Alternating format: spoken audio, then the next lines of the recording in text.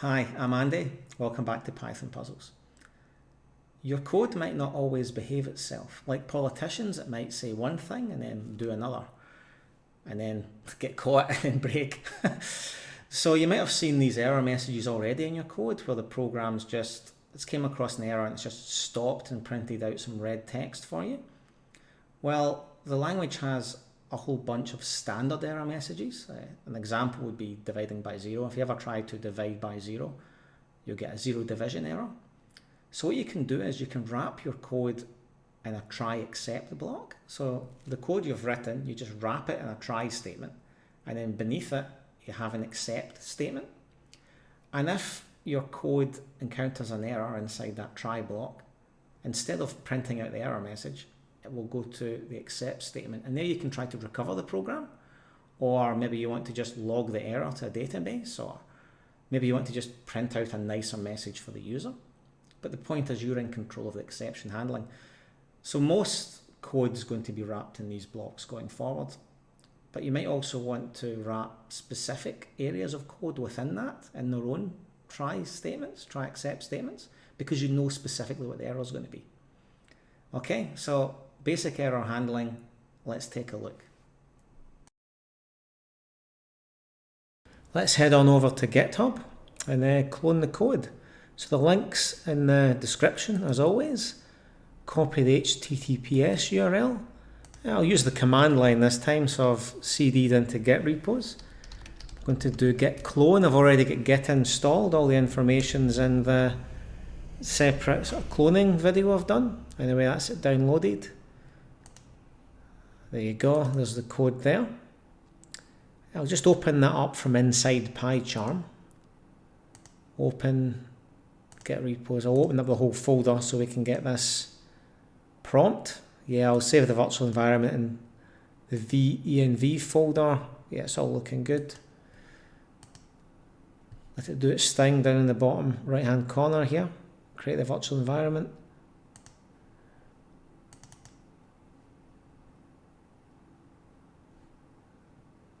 It's thinking about it, isn't it? Yeah, okay. It's all sorted. Right. So I'm going to need to teach you how to use the debugger that comes with PyCharm. I don't think we can go any further without everyone knowing how to debug the programs. You've probably got away with just, typing in code until it works. Some of you would have got away with that until now. But when we've got if statements inside while loops and everything else that I'm going to teach you, you really need to know how to debug things properly. So I've changed the format of these puzzles slightly. If you look down the bottom, I'm going to give you two examples. I'll just comment out example B for just now. I'll show you example A. Two examples and then three puzzles. And the puzzles, you can see, has got a lot of code in them. The puzzles are broken pieces of code that I'm going to get you to fix using the debugger. So I'm going to give you two examples now and walk you through how to use the debugger in PyCharm. Every IDE should have a debugger. VS Code should have one. Visual Studio definitely has one if you're doing a C# course. So let me take you through this. Now, you've got an example A, just your usual starting variables, sort of magic numbers, put everything up there, all the static values.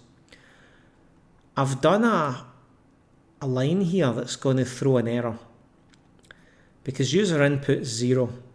Okay? 10 divided by 0 is 0. The reason I've done it this way is if you put in 0 itself, often IDEs will pick that up as being wrong logically, and you'll get an error, but it doesn't seem like PyCharm's doing it. You usually get around it just by assigning a variable. So anyway, when I run this code, it's going to fail here. It's going to isActive's true, and it's going to fail doing this 0 division, and the program just going to break. Let me demonstrate that. Hit run. See, there we go. Broke immediately. You got example A printed out. I assigned all these variables. It got through to this line, and then you get this error. 0 division error. Now I'm going to show you how to handle this or any kind of error with your code, so that it doesn't just die like this. It should recover itself, or at least print a exit message, so it can shut down gracefully, close gracefully. Okay, so in the left hand side here, sort of left of the numbers of the lines, or even on the lines, if you hover over it, you can see like a big red dot. This is called a breakpoint. You can click this anywhere you want. So if I click it here right at the start of the if loop, or the if logic, if statement, it became active just clicking that. Now if I click run in PyCharm, the whole program will run and it'll ignore this. But if I click this little bug looking thing, what it'll do is it'll run the program and it'll stop at whatever line I've selected as a debug. So click that, and you see how it's stopped here in this line. It's printed out. If I go to console, it's printed out example A in the text there. And if I go back to threads and variables, you can see apples has 10 assigned, I is 2.5. It's telling you what's been assigned to each of the variables, and it's stopped here. I'll draw your attention to these icons. This is the most important one, step over. In PyCharm, it's also assigned to the F8 key. So pressing this, the F8 key will step into, we'll step to the next line. Step into is like if this was a function, a sub-function that contained lots of other code. And step out is get out of that function. So the one you need to know is F8, step over. That's like go to the next line. This is stop and this is resume. So click step over and you see how it's went to the next line. It stopped at the breakpoint, and now we are checking the code, executing it line by line. And this is where it's going to fail. So if I do step over again, or if I press F8 this time, we get an error, and it's given us a little error symbol there, a little exception. If I look at the console, that's the point it's failed at. So this is going to help us debug this program line by line. I'll just click stop up here. So we notice breaking here. What you might do is you might make user input 1. Right, you could wrap this in an if statement saying if user input is 0, you could do something like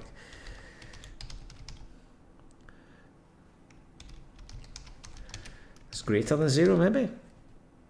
Something like that. So that only gets executed if it's, that would execute this every time it's greater than 0. Sorry, I went all C# in you there. I keep forgetting between the programming sometimes. I know that much. Yeah, so there you go. So you put it in an if statement. This way it'll only execute if it's greater than 0. That way the error will never happen. So there's lots of things you can do to fix these errors. It's up to yourselves how you do it. But anyway, so now that I've made that one, this should run. And you'll see this testing things next. So this is like the old school version of debugging code, rather than having a debugger where you can click and make the program stop and start and execute it line by line. What a lot of people do is they use a print statement. It's the most common use of the print statement. And they just test and with apples, and then it's just tell me what variable type apple is. So apples would probably be an integer, right? I probably be an integer. I mean that float, sorry. I would be a float. Apples would be an integer. And I'm using this to test this code here. So I'm printing this stuff out so that I know what's going on here. Okay. It's saying I can't divide a double floating point. So you can't divide a floating point number by an integer. This should throw a separate error. But I've got my test messaging here, so I could have this before and after to see if anything's changed. I've written here as well a comment saying testing. That way, if I was a search function, navigate, search everywhere, I can easily find sorry, wrong document. But you can search for it and you can easily find all your testing code, because you don't want this to stay. You don't want this to stay in your final code that you submit to your team. You might have thousands of lines of code and you might be putting these little testing comments everywhere to test stuff. You want to remove it before you submit it to your senior devs and the rest of your team. So having a standardized comment above them all allows you to find them all, and then you can delete them. I've also put in my name and a date, so if it stays in the code, maybe it's a really useful debugging feature. Maybe we just, we pass the code passes code review, but we'll leave it in here because it's a really complicated statement for testing. But everyone knows when it was written, and if it's 2029, we could look back and say, oh, well, it's from 2024. Do we still need this in the code? So always put like a little comment above it, what it is for, who did it, when, maybe an instant you're working on, something like that. All right, let's run that. So it did 10 divided by 1, which is 10. We got a test in comments. It's telling us it's an integer and it's a float. So you see, this is a very common use of the print statement. And then it did this, it didn't throw an error. It would have thrown an error in C#. I think Python's just very forgiving. Python's very forgiving with the numbers. The number ranges in Python are much larger than C# and they're very dynamic as well. So like in C# that would have thrown an error. I'm trying to make these puzzles the same between Python and C# so you can see the differences and you can see the similarities. They're mostly the same. You'll find an awful lot of stuff in Python's the same as C#, but they behave differently. So in C# that would have thrown an error. Python's just done it and it's saved it as a float. It's divided the integer 10 by 2.5 and it's saved it as a float 4.0. Okay, so that's fine in Python. You need to know the pros and the cons of either language, I guess. That's why I'm showing you this. It's good as well to show you what breaks in one language is actually fine in another. Anyway, that's puzzle A. Example A, sorry. Example B, I'll just go down the bottom here. Make example B active. Disable example A by commenting it out. Example B. Now I've wrapped everything in this try except statement. This is how you handle errors. You do this so that it will catch errors that happen in this code block. This is our usual code that we would write. We've just wrapped it in try and accept. Any error that happens in here will then be processed by these exceptions. So this is like a general exception. This will catch any exception that happens in here. It could be of any type of exception. I'm just printing out. So the exception is actually this E object, and I'm just printing it out there saying general error. I can get more specific above this. So I can say for zero division errors, and this will only catch zero division errors, print this. So as well as we're just using it here to print statements. In a larger application, you would use this for logging errors. You'd have a logging statement. It probably wouldn't be print, it'd probably be like log. If you had a logger, sorry. It'd probably be something like log.error. Okay, but we don't have a logger installed, so it's print. But that's generally what you're going to see in real life code. But you could also maybe rerun the whole program. If it's a zero division error, you could set whatever it is. If you know the common thing that causes a zero division, like user input, you could say user input equals 1, and then you could rerun the program if you wanted to, if it was a sub function. So you can do other code in here to fix the error and rerun the program rather than just logging it, but it's up to yourselves. I usually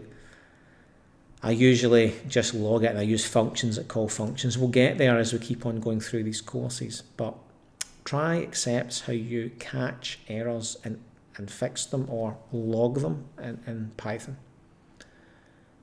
How do you get these? Okay, you're going to use a debugger again. So at this while loop, I'm going to click line 37, get that debugger.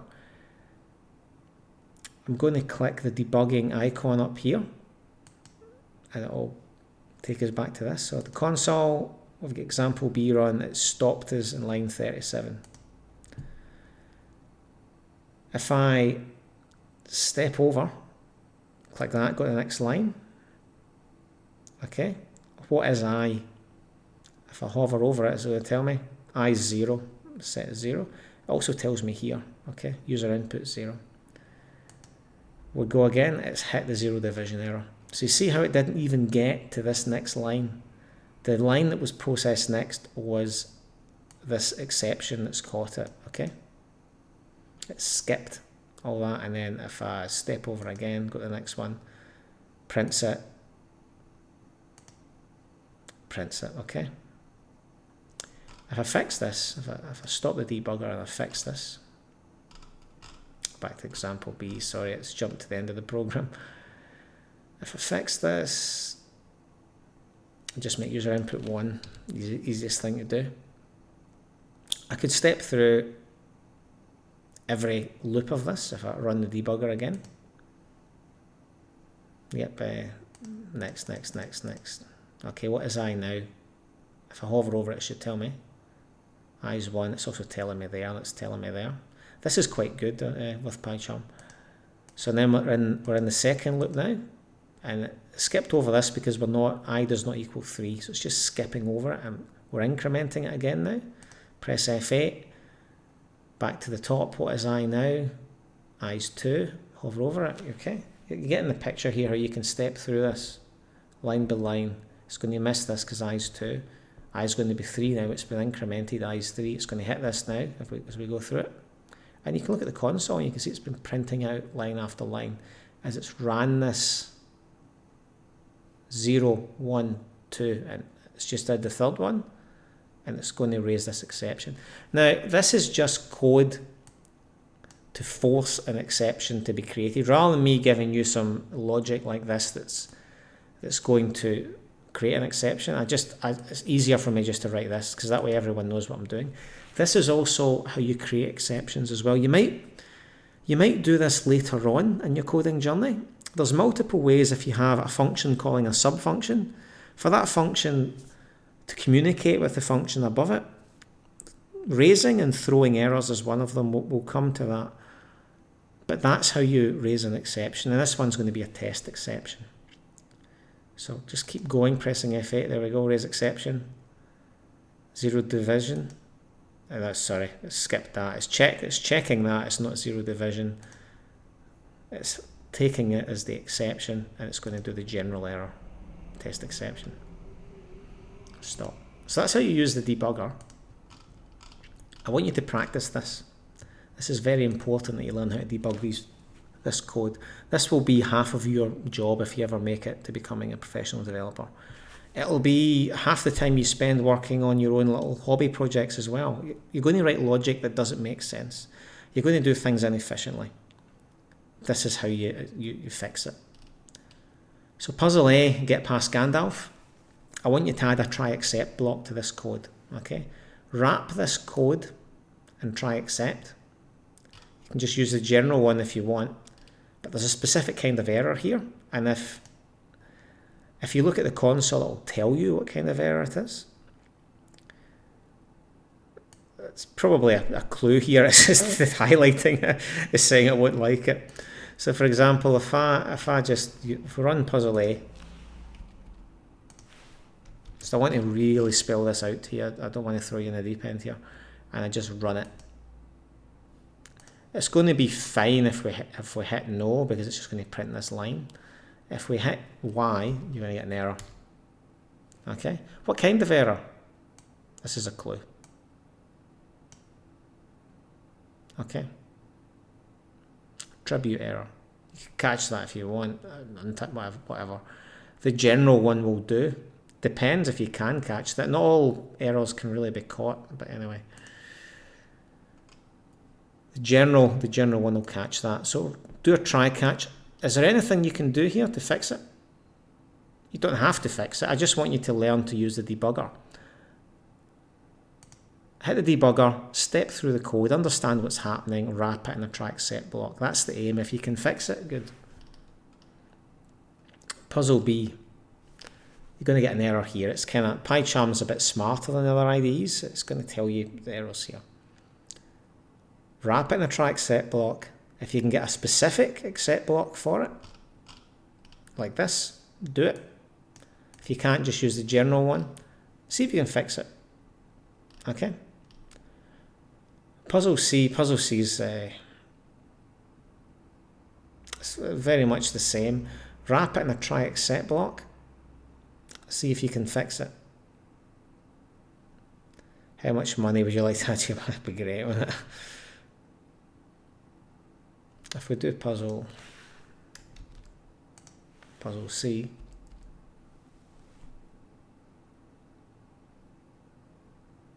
But I'm not gonna. Should I run it? I'll run it. It'll break. So if I type in, I want that amount of money, which is a lot of money, you get an error. That's the kind of error. Okay. Type error. So you can catch the type error. Can you fix it? We've done tons of stuff. It should be really obvious. It should be really obvious what we need to do here. We've done similar code 100 times before. I just want to give you some easy ones, but I want you to use the debugger. You have to learn how to use the debugger, guys, okay? Go give them a shot. Read up. You can read up other videos, watch other YouTube videos, go to Google, go to Copilot AI stuff. Learn about debugging, okay? You're going to need it. Have fun. Hope you had fun with those puzzles. The answers are available in the solution branch of the repository. If you click that and then just click main.py, you'll see all the answers there. Okay, let me take you through how I would do these puzzles. So right down at the bottom, I'm going to just comment out example A and B. We don't need them anymore. Let's just look at puzzle A. Get past Gandalf, add a try except block, and debug it. Okay, well, first thing we can do here is we can just run the program. So click run. If we hit Y for yes, we'll get the error. You can kind of see the errors highlighted here. This should give you a clue. So it's a attribute error, none type. So basically what's happening here is challenge is set as none. If you were doing a C# course, it would be null, but none for Python. So because challenge doesn't really exist, it's just empty space, think of it as. We can't make empty space uppercase. Okay, so this is failing because this doesn't exist. Okay, we've allocated the memory space, but we've not filled it up with anything. It's none, it's empty. So we can't make uppercase of empty. There's multiple ways we could solve this. Probably the easiest way to solve this is just to change challenge from none to whatever we want. So let's just put that there. So we're kind of refactoring the code now. What we can then do is we can then have challenge in there. And if we put F there to make that string interpolation, that's probably going to work now if I run it. If I enter Y, yeah, so it runs now. So that would be the fix for this. There's other ways you can fix it. That's the way I would fix it. But the aim of this, as well as being able to fix the puzzles, for you to learn how to debug the code. I want you to learn how to use this debugger. So if I just do Control and Z and get rid of all this, put it back to none, what I would do is I would, if I run the program again, I hit Y and it fails, it's telling us line 107 is where it's having an issue. And then, sorry, line 67. So the way you look at this is the first error may trigger other errors. So I believe 107 will be like the end. Yeah, so 107's saying, hey, this puzzle, we're getting an error on this puzzle, but a more in-depth error within the puzzle itself, within this function, is line 67. So this is like clues as to where to look. Line 107, we're calling the puzzle function. Line 67 is what's actually happening. And it's telling us right there what the problem is. So now that I know that this is what the problem is, I've generally put my debugger sort of dot before that, because I wanted to stop before the error happens. And I'm very interested in any kind of if statements, because I'm thinking, well, maybe the logic's wrong. Maybe the reason this is erroring is because some line before it has wrong logic. That's usually the first thing I think. So I'll hit the debug icon here in PyCharm, and it gets through there and it prints this stuff. If I hit Y, so we're currently at line 64, okay, asking for input. If I hit Y and then enter, it stops us at the debug point on line 67. And if I hover over user input, that's a Y.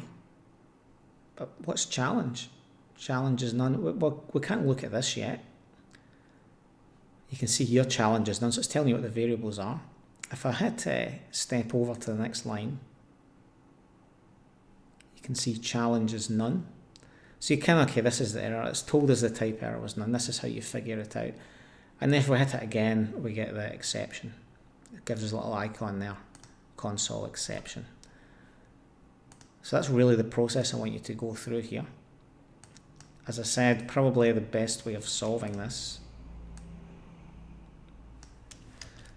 is just giving challenge a value, right? And then it all works out, but we have to surround this with a try catch. Sorry, try catch, try except. So C# and Python are very similar things, but sometimes they're called different things. So C#'s try catch, Python's try except. I hope yous are doing this as well. You're writing try catch in Python if you're doing the C# course along with this. It's the same puzzles, just written in C#. So except. You can just write except and it'll be okay, but I want to have exception as E, so I can give a more detailed response.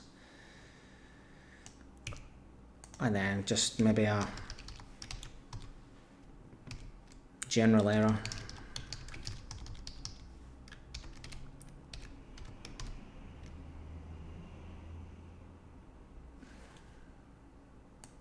That should be challenged, shouldn't it?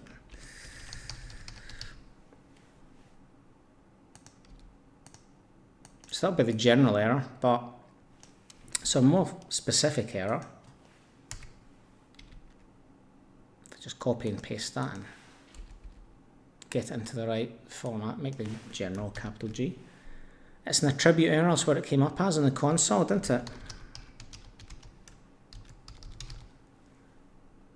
And then maybe just have attribute error. You could be more specific.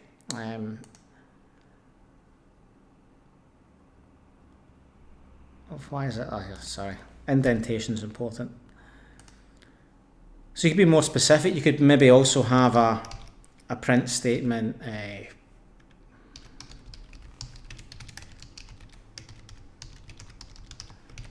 Something like that happens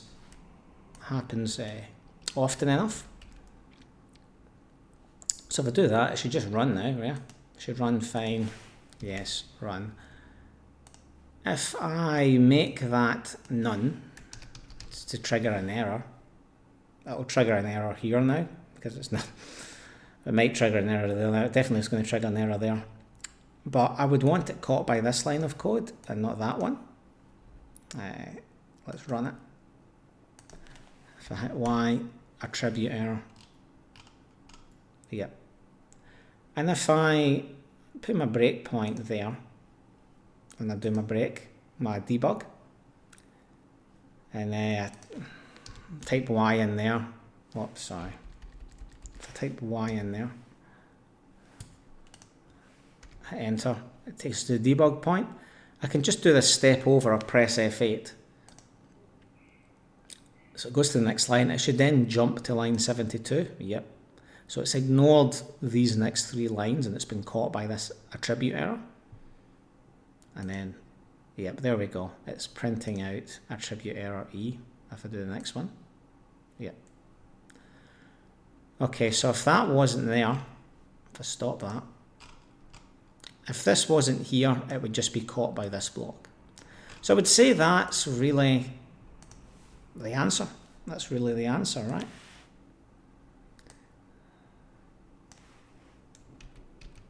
There we go. Working code. Okay, let's take a look at puzzle B.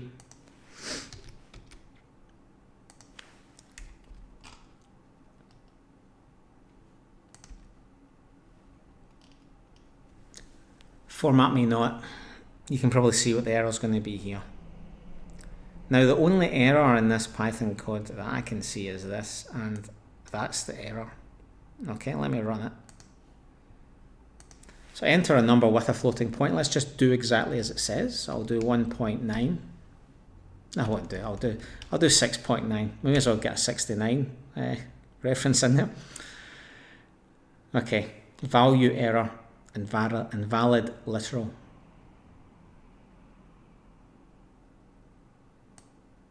So it's giving me an int here, and it's because this is actually the error here, right? We're converting what's essentially, so it's a string. Input's going to give us a string. We're converting it to int, but user input looks like a float, doesn't it? So these are different types. These are different types. That's the problem. So I'll make that a float. You're still going to get a problem here, right? But let's rerun that. If I make a 6.9, we get a different error, index error, replacement, blah, blah, blah, blah, blah.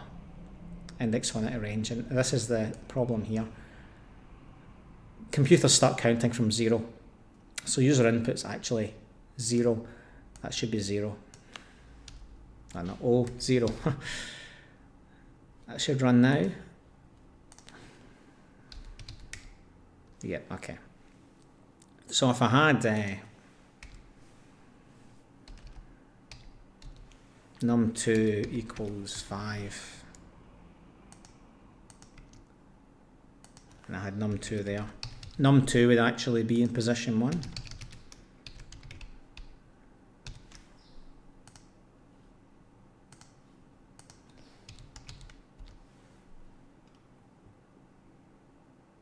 Okay, so we're getting the 5 and we're getting the 5. So that's me just demonstrating that to you. I'll get rid of that.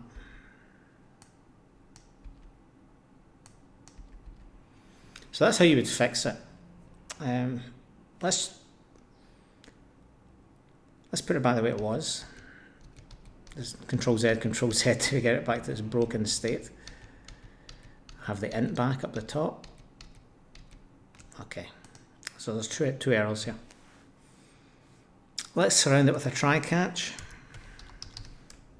Try except. A try except. I'll just exception as E.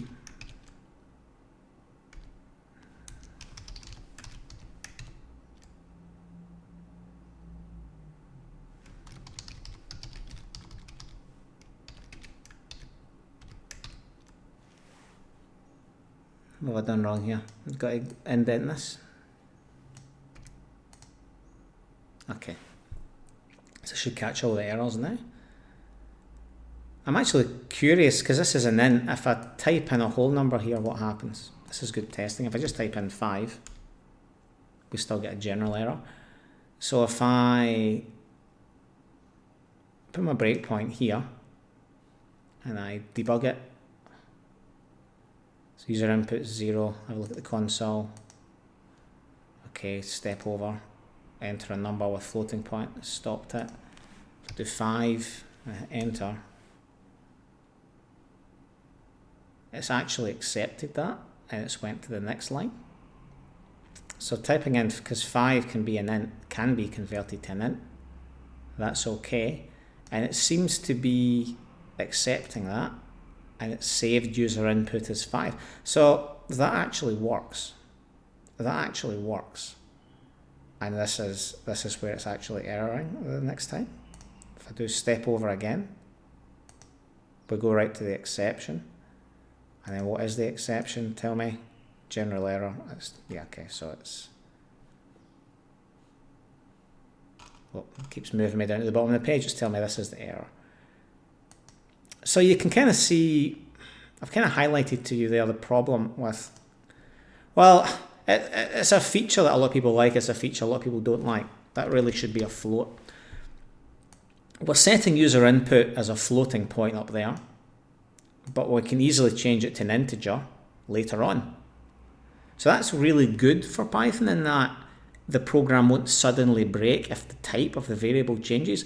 In C#, if you're doing these puzzles in the C# episodes, in the C# puzzles channel, C# would break because C#'s like, hey, no, this is a double. Next one is an integer. Integers can't be doubles, blah, program broken. Python will just convert it on the fly. It'll just convert it on the fly and won't break. But what that means is if you've poorly programmed your code or a function, the type of the variable can change multiple times. So you might put in user input as a float. You might do a whole bunch of stuff, but it's actually an integer for that bunch of stuff, but the last line of it maybe turns it back into a float and it comes out of the function as a float. So you're looking at what's going in, a float, what's coming out, a float, but actually all the maths in the middle's integers. So eventually, you know, something's going to break in there if it's not doing it the way you think it's going to do it.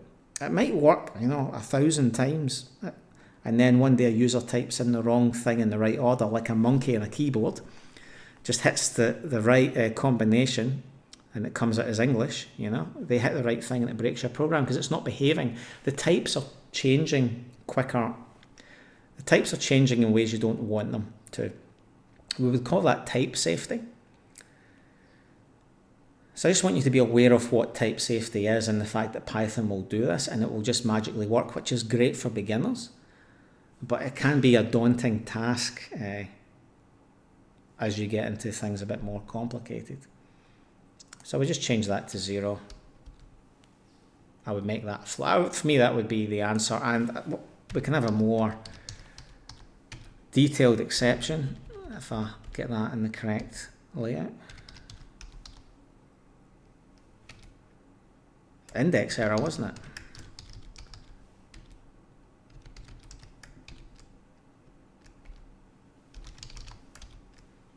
Just index error. Any. So there you go. So you can kind of see how it's all coming together, guys. How we're using print statements to debug the code. How we're using the debugger, how we're doing the logic. It's all kind of coming together. You can start writing really complicated stuff now. All right, stop that. Move on to the next puzzle, puzzle C. Now, if you're doing the C# course, you're going to notice right away this is quite a bit different than the puzzle I did in C#. Simply because Python is much more forgiving with numbers than C#. C# will break as if we have decimals in C#, which is what we use both in C# and Python for money because it's accuracy. The number range, the amount of available numbers from the negative value to the plus value, in C# is a lot smaller than it is in Python. For Python, it's huge. It's almost the same as an integer. In C#, the integer value, or big integer, is greater than that of the decimal. So you can, in my puzzle for the C# one, I had something that was cutting out at the high end of the decimal range, and you could always change it to a big integer. But Python doesn't have big integers, or everything's just maximum.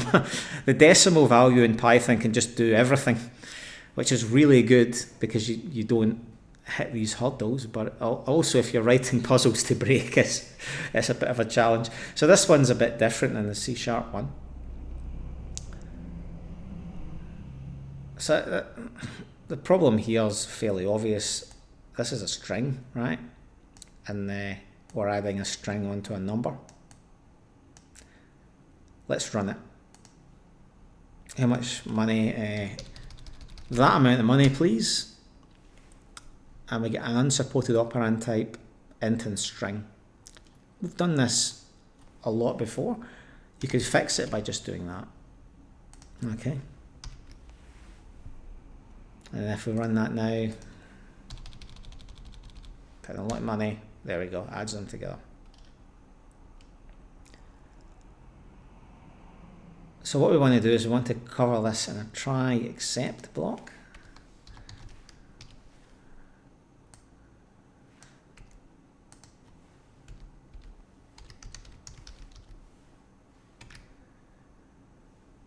And it was a type error, wasn't it?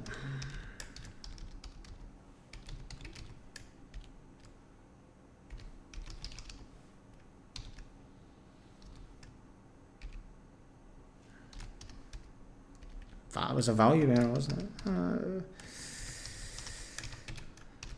Not sure. Let's debug it. That's fine. The whole point of this is for you to learn how to use the debugger. So I'll just break it by getting rid of that. And it should be caught by this, right? Do the debug. Boom. Okay. F8 to move to the next line. 999. Enter. Okay, it's moved to the next line. If we go to this, we can see banks 100 user inputs, and you can see the quotation marks in it. It's a string. If I hover over it, it tells me it's a string. Okay, next one. Yep, okay. So we've caught it with a type error. So that was correct. I did that right. I wasn't sure. Type error, unsupported operand. And then next one, so it prints it out. Value error. So it prints out value error, okay. Because I've called it value error. Type error. Okay, we also have a generalized one. Exception is general. Copy and paste this. It's the same. You always want to have catch-alls. An awful lot of professional programmers don't like this catch-all exception. They like you to write multiple of these. But the truth is, like, when you write code, you never know how long it's going to be around for and how many people are going to edit it in its lifetime. So for the moment, that's all that we need to catch the type error. But this might triple in size over its lifetime, so it's just good to always have the general exception there. And you can always have extra code written here. So if this was a function, maybe it's like puzzle C. Maybe we have something called answer, and it's the result is puzzle. I'm going to cover how functions and all that work later on. I just need you to conceptually understand that puzzle C can output an answer if I was to code it correctly.